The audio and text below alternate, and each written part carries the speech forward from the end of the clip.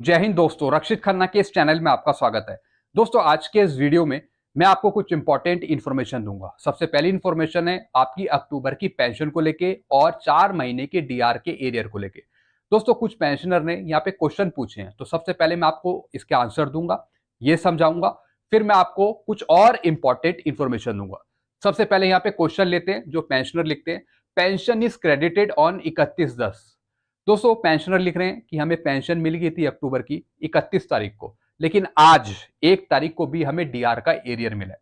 दोस्तों, बहुत से पेंशनर कह रहे थे कि सर हमें पेंशन मिल गई लेकिन डीआर का एरियर नहीं मिला। दोस्तों, आज के दिन भी डीआर का एरियर प्रोवाइड करा है स्पर्श ने। और दोस्तों, अभी बहुत से ऐसे पेंशनर हैं जिनको अभी तक डीआर का एरियर नहीं मिला है स्पर्श की तरफ से। बहुत से कमेंट दोस्तों मेरे पास आज भी आए हैं। तो दोस्तों, थोड़ा सा यहाँ पे आपको वेट करना है, मे बी 1-2 दिन बाद या फिर कल आपको डीआर का एरियर मिल जाए। अगर नहीं मिलता तो फिर आप शिकायत डालेंगे। बाकी जो बैंक के थ्रू पेंशन ले रहे हैं उनको डीआर का एरियर कुछ दिन में मिल जाएगा, दिवाली के आसपास। पेंशन नहीं मिली तो पेंशन भी 1-2 दिन में मिल सकती है। दोस्तों, अगर नहीं मिलती तो जो बैंक से ले रहे हैं पेंशनर वो शिकायत डाल सकते हैं। फिर दोस्तों, एक और पेंशनर लिखते हैं got arrear but not receive pension, यानी एरियर मिल गया, पेंशन नहीं मिली। किसी को पेंशन मिल गई, डीआर का एरियर नहीं मिला। दोस्तों, ये प्रॉब्लम है, यानी स्पर्श आगे पीछे आपकी पेंशन और एरियर कर रहा है। पहले उसने पेंशन प्रोसेस करी, फिर डीआर का एरियर प्रोसेस कर रहा, लेकिन दोनों एक टाइम पर कुछ कुछ पेंशनर को मिला है। सारे पेंशनर को नहीं, कुछ कुछ पेंशनर को यहाँ पे दोनों चीज मिली है। कईयों को दोस्तों आगे पीछे मिला है। तो ये कह रहे हैं कि आज 1 नवंबर है, ऐसा क्या कारण है जिसकी वजह से ये लेट हो रहा है। दोस्तों, कारण है स्पर्श की टेक्निकल टीम, या जो आपकी पेंशन या फिर डीआर का एरियर प्रोसेस कर रहा है। टाइम पर मिल जाना चाहिए था, लेकिन आज 1 तारीख है तो आज भी पेंशनर निराश हैं। फिर दोस्तों, एक और पेंशनर लिखते हैं pension credit but DR not up to 1 November. जैसा मैंने आपको बताया, आज है 1 तारीख, कईयों को मिला है डीआर का एरियर और कईयों को नहीं मिला, वो अभी भी वेट कर रहे हैं इस वर्ष की तरफ से। दोस्तों, ये शिकायत डाल सकते हैं कि इनको अभी तक डीआर का एरियर नहीं मिला है, या फिर ये सीपी ग्राम के थ्रू भी जा सकते हैं। मेरी pension bank of Baroda bank से आती है, पेंशन 27 को आ गई 42% के साथ, बट अभी तक डीआर का एरियर नहीं मिला। दोस्तों, जैसे मैंने आपको बताया, जो बैंक के थ्रू अपनी पेंशन ले रहे हैं उनको डीआर का एरियर दिवाली के आसपास मिल सकता है, या 1-2 दिन बाद, 3-4 दिन बाद, या फिर 6-7 दिन बाद मिल जाएगा जो बैंक के थ्रू पेंशन ले रहे हैं। क्योंकि दोस्तों, अभी बैंक ने डीआर का एरियर जो है वो अभी प्रोसेस नहीं करा है। पेंशन तो शायद आपको मिल गई होगी, लेकिन जो डीआर का एरियर है वो कुछ दिन में आपको मिल जाएगा। अगर स्पर्श के पेंशनर हैं तो दोस्तों 1-2 दिन में भी आपको डीआर का एरियर मिल सकता है। अगर नहीं मिलता तो फिर आप शिकायत डालें, कल से ही शिकायत डालना आप स्टार्ट कर सकते हैं। फिर दोस्तों लिखते हैं delay in disbursement of pension में due to non submission of life certificate. क्या जो आपको पेंशन नहीं मिल रही है अक्टूबर की, या फिर डीआर का एरियर नहीं मिला, तो क्या कारण है इसका? क्या आपका लाइफ सर्टिफिकेट सबमिट नहीं हुआ? नहीं दोस्तों, ये कारण नहीं है। लाइफ सर्टिफिकेट तो आपका नवंबर में सबमिट होना है, तो फिर अक्टूबर की पेंशन क्यों रोकेंगे आपकी, या फिर डीआर का एरियर क्यों रोकेंगे? बिल्कुल नहीं। लाइफ सर्टिफिकेट की वजह से आपकी अक्टूबर की पेंशन डिले नहीं हुई है, ना ही डीआर का एरियर डिले हुआ है। लाइफ सर्टिफिकेट कारण नहीं है उसका। प्रोसेस जो हुई है उसमें कुछ दिक्कत हो सकती है, जो पीछे से प्रोसेस चल रही है। दोस्तों, ये कारण हो सकता है। चलते हैं दोस्तों अगली इंफॉर्मेशन की तरफ। फिर दोस्तों, एक पेंशनर ने बहुत ही जबरदस्त क्वेश्चन पूछा। ये पूछते हैं कि हमारी कोई गलती नहीं है, पहले स्पर्श ने हमें ज्यादा पेंशन प्रोवाइड करी, देता गया ज्यादा पेंशन देता गया। बाद में उसे पता लगा कि हम तो पेंशनर को ज्यादा पेंशन दे रहे हैं, ज्यादा अमाउंट उनके खाते में चला गया। फिर बाद में स्पर्श ने, पीसीडीए ने रिकवरी बांध दी, फिर अब उनकी पेंशन में से पैसा काटा जा रहा है। तो दोस्तों, इसका क्या तरीका है? क्या कोई ऑर्डर है ऐसा कि जिससे हम स्पर्श को बताएं कि इसमें पेंशनर की फैमिली, पेंशनर की कोई गलती नहीं है, आपकी वजह से ही हमें ज्यादा पैसा मिला और आप उस पैसे को अब काट रहे हैं। हमने वो पैसा कहीं इन्वेस्ट कर रखा है, कहीं किसी को दे रखा है, अब हमारे खाते में इतना पैसा भी नहीं है कि हम आपको लौटा सके। तो दोस्तों, इसमें पेंशनर की, फैमिली पेंशनर की कोई गलती नहीं है। जो गलती है एक्सेस पेमेंट देने वाले की, पीडीए की गलती है, पेंशन डिसबर्सिंग एजेंसी की, चाहे वो बैंक हो, चाहे वो ट्रेजरी हो, चाहे वो स्पर्श हो, चाहे कोई हो।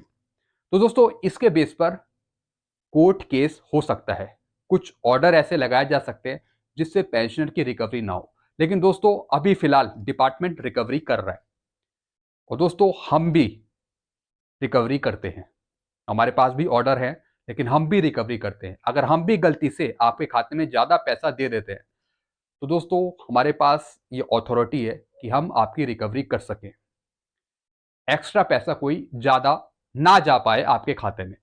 हम मानते हैं कि हमारी गलती है, आपकी कोई गलती नहीं है, लेकिन फिर भी हम रिकवरी कर रहे हैं।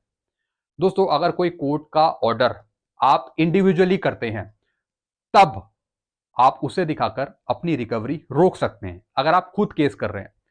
लेकिन दोस्तों बैंक डिपार्टमेंट यहाँ पे मानता नहीं है, वो आपकी रिकवरी करता है, तो ये थोड़ी दुख की बात है। तो ऐसे ही इनके साथ हो रहा है। ये फिलहाल कुछ कर सकते नहीं, ऑर्डर दिखा सकते हैं कि ये ऑर्डर है हमारे पास, इस ऑर्डर के अंतर्गत आप रिकवरी नहीं कर सकते अगर पीडीए की गलती है। चलते हैं दोस्तों अगली इंफॉर्मेशन की तरफ। फिर दोस्तों आज थी 1 तारीख, काफी डिपार्टमेंट बैंक आपके लाइफ सर्टिफिकेट ले रहा था पेंशनर के, फैमिली पेंशनर के। दोस्तों ये department of pension and pension welfare की तरफ से एक ट्वीट करा गया है जिसमें कैंपेन लगाया गया यूनियन बैंक ऑफ इंडिया की तरफ से, बैंक ऑफ इंडिया की तरफ से, बैंक ऑफ महाराष्ट्र की तरफ से, और पेंशनर का लाइफ सर्टिफिकेट सबमिट करा गया डीएलसी के थ्रू, डिजिटल लाइफ सर्टिफिकेट, जिससे पेंशनर में, फैमिली पेंशनर में जागरूकता फैले। तो दोस्तों यहाँ पे कैंपेन लगे, आप देख रहे हैं यहाँ पे पेंशनर आए हैं बैंक ऑफ महाराष्ट्र में, बैंक ऑफ इंडिया में, और दोस्तों फिर यूनियन बैंक ऑफ इंडिया में।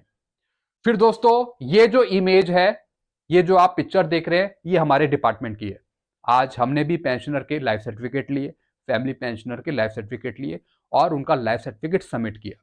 दोस्तों अभी हमारे डिपार्टमेंट में डिजिटली लाइफ सर्टिफिकेट सबमिट का प्रोग्राम नहीं हुआ है, तो इसलिए हम अभी मैनुअली ले रहे हैं। जैसा कि आप यहाँ पे देख रहे हैं, ये हम मैनुअली भरवा रहे हैं पेंशनर्स से लाइफ सर्टिफिकेट। तो दोस्तों आई होप आपने भी भर दिया होगा अपना लाइफ सर्टिफिकेट, जैसा कि आज 1 नवंबर थी, आप भी बैंक गए होंगे या फिर स्पर्श में आपने अपना लाइफ सर्टिफिकेट सबमिट करा होगा। चलते हैं दोस्तों अगली इंफॉर्मेशन की तरफ। फिर दोस्तों कई पेंशनर ने अपना डीएलसी सबमिट करा जीवन प्रमाण के थ्रू। दोस्तों इन्होंने अपना लाइफ सर्टिफिकेट तो सबमिट कर दिया लेकिन स्टेटस चेक नहीं किया।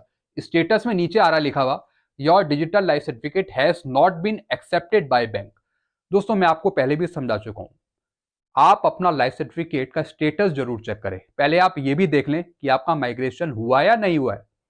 कई पेंशनर क्या कर रहे हैं, उनको पता ही नहीं है कि हमारा माइग्रेशन हो गया स्पर्श पे, ना उनके पास मैसेज आया, ना बैंक वाले बता रहे हैं।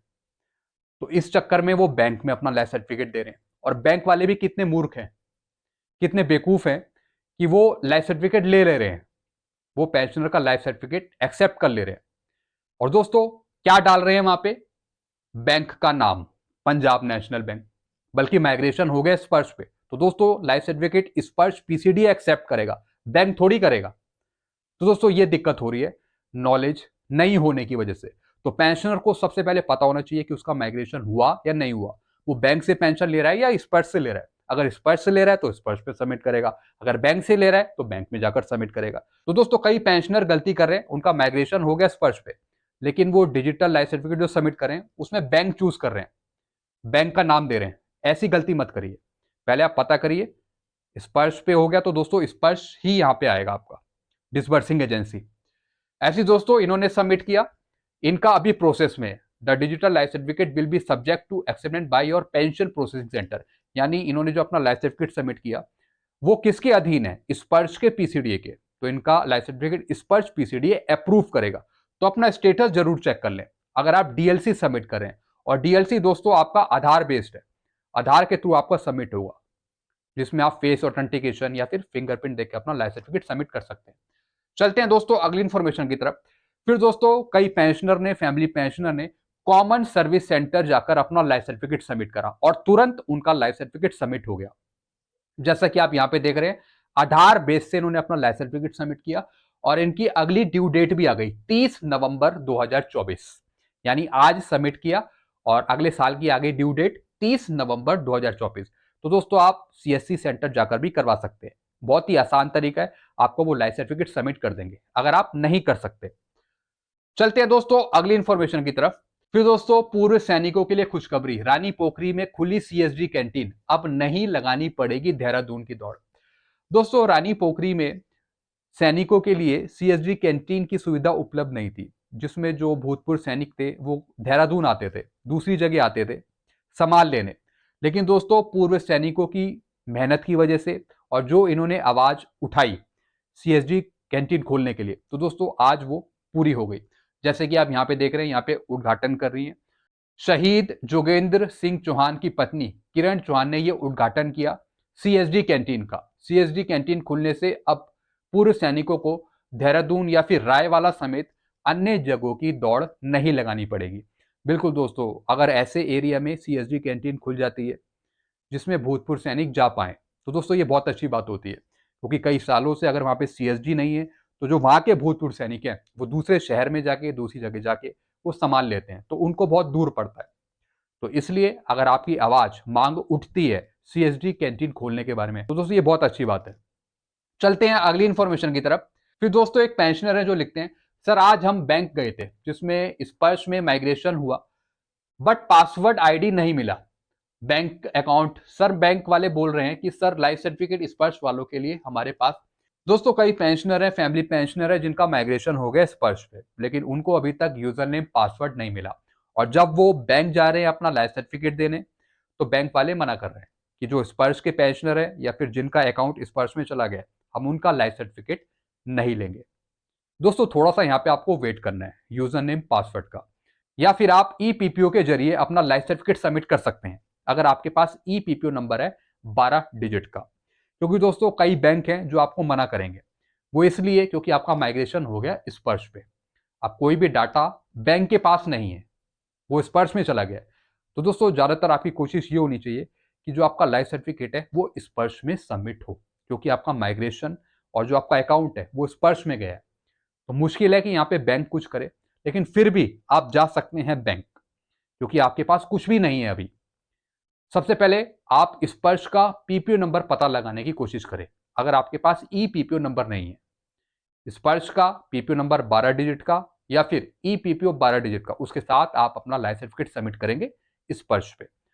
तो एक आध दिन, एक हफ्ते आप वेट करिए, स्पर्श की साइट पे जाके अपना माइग्रेशन स्टेटस, स्पर्श का पीपीओ नंबर आप वहां से चेक करिए। कई बार साइट पे भी मिल जाता है आपको स्पर्श का पीपीओ नंबर, फिर आप पासवर्ड जनरेट कर सकते हैं, क्योंकि सिर्फ आपको चाहिए यहाँ पे स्पर्श का पीपीओ नंबर 12 डिजिट का। तो दोस्तों आप साइट पे भी चेक कर सकते हैं, स्पर्श की जो वेबसाइट है। चलते हैं अगली इंफॉर्मेशन की तरफ। फिर दोस्तों क्या पेंशनर के लिए नवंबर महीने में बैंक को जीवन प्रमाण पत्र प्रस्तुत करना अनिवार्य है? क्या पेंशनर को, फैमिली पेंशनर को कंपलसरी है नवंबर में लाइफ सर्टिफिकेट देना? बिल्कुल दोस्तों ये कंपलसरी है। अब किसके लिए कंपलसरी नहीं है, किन पेंशनर को, फैमिली पेंशनर को कंपलसरी नहीं है कि वो अपना लाइफ सर्टिफिकेट सबमिट करे नवंबर में? पेंशनर के लिए नवंबर में जीवन प्रमाण पत्र जमा करना अनिवार्य है, कंपलसरी है, जैसा मैंने आपको बताया। हालांकि यदि कोई पेंशनर गंभीर बीमारी, अक्षमता के कारण किसी ऑथराइज बैंक अधिकारी को जीवन प्रमाण पत्र जमा करने में असमर्थ है, यानी किसी को कोई बीमारी है, चल फिर नहीं सकता, कोई दिक्कत है जिसकी वजह से वो नवंबर में अपना लाइफ सर्टिफिकेट सबमिट नहीं कर सकता, तो दोस्तों ऐसे में बैंक अधिकारी रिकॉर्डिंग या पेंशनर के निवास अस्पताल जाकर जीवन प्रमाण पत्र ले सकते हैं। बैंक का कोई अधिकारी कर्मचारी या फिर डिपार्टमेंट का कोई अधिकारी कर्मचारी वो वहां जाकर उसका लाइफ सर्टिफिकेट एक्सेप्ट कर सकता है, लेकिन नवंबर में देना जरूरी है, नहीं तो आपकी पेंशन रुक जाती है। चलते हैं अगली इंफॉर्मेशन की तरफ।